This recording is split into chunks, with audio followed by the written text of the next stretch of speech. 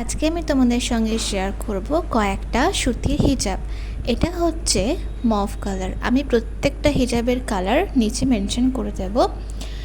আর এই হিজাবগুলো গরমের জন্য ভীষণ ভালো। যারা ক্যাপ ছাড়া হিজাব পরতে চাও তারা অবশ্যই এগুলো ট্রাই করতে পারো।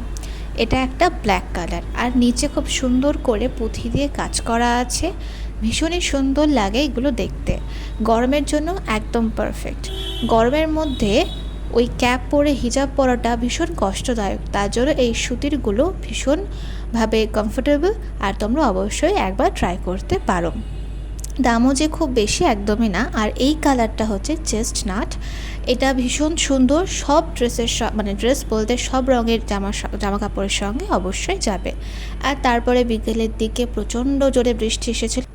দুটো দিন বৃষ্টি না হওয়াতে এত গরম পড়ে গেছিলো, মনে হচ্ছিলো যেন বৃষ্টিটা কখন আসবে। তো বৃষ্টিটা এসে একটু শান্তি। বেলকনিতে গাছগুলো দিয়ে দিয়েছিলাম বৃষ্টির জল যেন পাই তার জন্য। এই স্নেক প্ল্যান্টটা একটু অন্যরকম, তাই জন্য এটা নতুন লাগানো হয়েছে বেলকনিতে।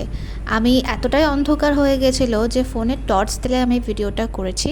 দুটো প্ল্যান্ট আছে, দুটো মানি প্ল্যান্ট, একটা স্নেক প্ল্যান্ট।